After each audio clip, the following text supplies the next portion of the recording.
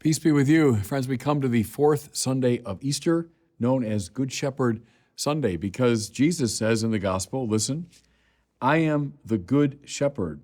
A good shepherd lays down his life for the sheep. Now, here's what I find really interesting. Shepherds. I've never met a shepherd. I don't know anyone that knows a shepherd. It's a livelihood that exists still, but it's not really part of the experience of most people in the West. But what is it about that image that nevertheless sings to us across the ages, from the pages of the Bible to the present day? Somehow when we hear this imagery of the shepherd, it speaks to our hearts.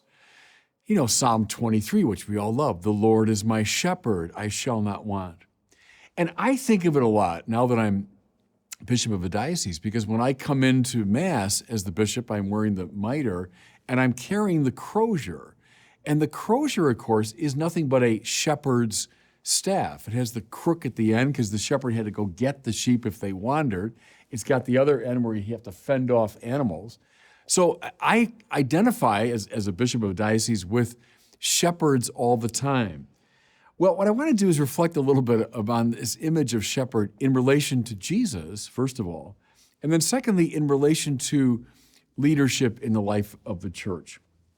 And my guide here is going to be the present shepherd of the whole church, namely Pope Francis, because he said something a while ago that has stayed in my mind ever since. He said, a good shepherd has to be out in front of the flock. He has to be also in the midst of the flock, and he has to be behind the flock. Now, what does he mean? Well, he means out in front. If the shepherd is going to be leading the sheep, well, he's got to be taking them somewhere that they don't know about. He has to know something. He has to know a way that the sheep don't know. Otherwise, what's the point? Otherwise, he's just kind of wandering around with them. No, the shepherd is out in front of the sheep to some degree.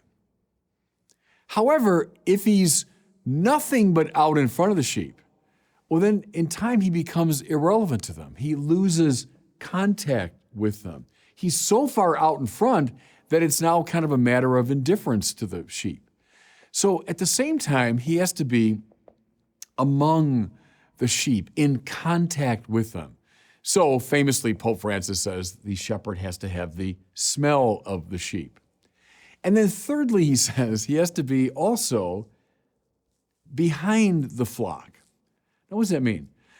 That means attentive to those who have fallen away, attentive to those who have gotten sick, have become lame, who are threatened by predators. If he doesn't do that, pretty soon he'll have no flock at all. So in front, yes. Among, yes. And also behind, yes, all three. So let's apply that little hermeneutic to Jesus, who says, I am the good shepherd. Is he out in front of the flock? No question about it. You know, when I was coming of age, there was a great stress placed on the familiarity of Jesus. Jesus is with us. He's like our brother. He's our friend, all of which is true. But the danger was we could sort of domesticate Jesus, make him too much of just a friendly guy. Read the Gospels under this rubric, and you'll notice how strange Jesus is. There's that marvelous passage in the Gospel of Mark where the disciples are with him, and it says, they were amazed and afraid.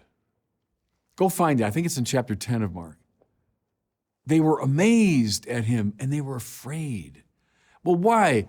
Because he wasn't just their buddy, he wasn't just their pal, their friend, the brother walking with them. He was also the one, in a very significant way, who was out in front of them, who was leading them toward a goal that they only dimly could glimpse. Think, too, of the scene of the Transfiguration. So they go up the mountain with Jesus, their friend, their brother. And then he's transfigured before them. His clothes become gleaming white, and he's accompanied by Moses and Elijah. Who is this? Who is this strange figure who's leading them, in fact, toward a heavenly goal. Think of the risen Jesus, to Mary Magdalene, Noli me tangere, don't touch me. I mean, you can't hold and constrain me. Jesus who passes through the locked doors, who comes and goes, appears when he wants. Yeah, I'd be amazed and afraid too in the presence of that figure. The point here is the Good Shepherd is out in front of the sheep. Where's he leading us? A place where eye is not seen, ear is not heard. Good, good. That's Jesus who's leading the flock. Okay? The Good Shepherd's got to be among the flock too. Is that true of Jesus? Well, you bet. The Jesus who eats and drinks, especially with sinners, prostitutes, tax collectors, scandalous behavior for his time, for a teacher, for a rabbi, to be associating with, public sinners. Jesus' intimacy with his disciples, Lord, where do you stay? Well, come and see. And they stayed with him. Jesus in the boat with the apostles. Come away for a while, spend some time, quiet time with me. The sort of easy intimacy the Lord has with his apostles, with his followers. Yes, he has the smell of the sheep. He's among them, even as he's also amazing and a little bit scary. He's among them. I've spoken before about Jonathan Rumi's portrayal of Jesus in The Chosen. I think he's particularly good at portraying this dimension of Jesus shepherding, that you sense, yes, this is someone I'd like to sit down and eat and drink with, So his intimacy with the community. And then the last quality the Pope points out, a good shepherd's ahead, he's with, he's also behind the flock, attending to those who've fallen behind, attending to those who are wounded and afraid and excluded. Well, look at the Gospels, everybody. How prominent this is in the ministry of Jesus. So reaching out to the woman at the well who was kind of ostracized by her fellows, reaching out to the man born blind who is very much on the margins of the society. How about reaching out to Zacchaeus, this chief tax collector, meaning someone who is particularly hated by his people? Come down, Zacchaeus, I'm staying at your house today. Think of the outreach to the sinners and to the prostitutes. Think of the woman caught in adultery. Let the one among you without sin be the first to cast a stone at her. Jesus is deeply attentive to those who have fallen behind. The point is, indeed, he is a good shepherd in all three of these senses. Now, let's look finally at those who have the task of leadership in the church, and that's my task as a bishop of a diocese. Should church leaders be, in some sense, out in front of the flock? Yes, because we're not just wandering around with our people.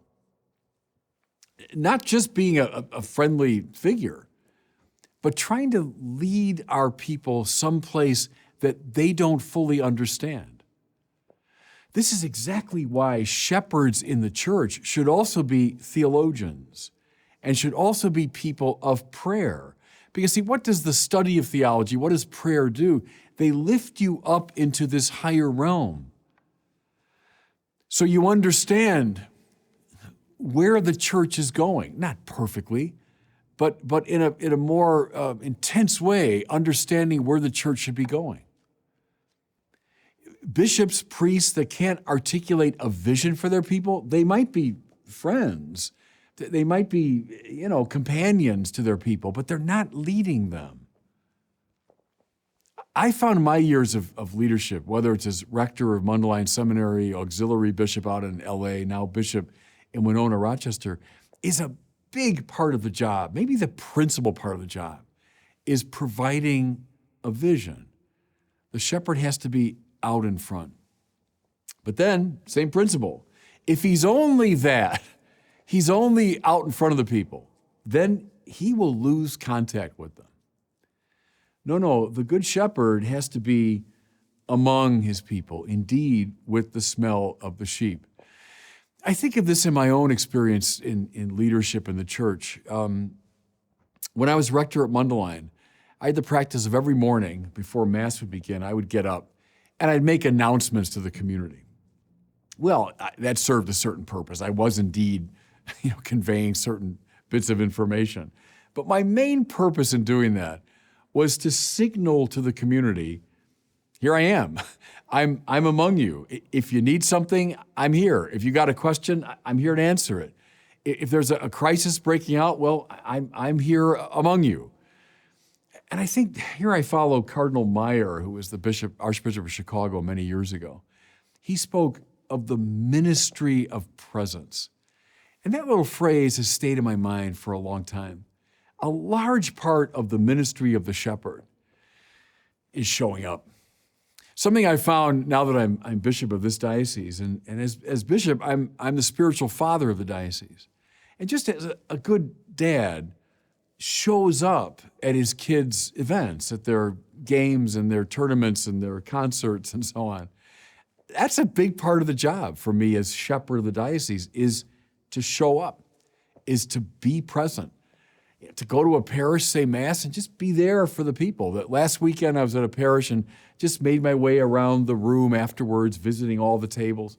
Okay, the good shepherd is supposed to have the smell of the sheep. He's out in front, yes, but also among. And then thirdly, the good shepherd's got to be behind the flock, especially attentive to those who are struggling, who are sinful, who feel alienated. A lot of my ministry online, this, has been reaching out to the disaffiliated.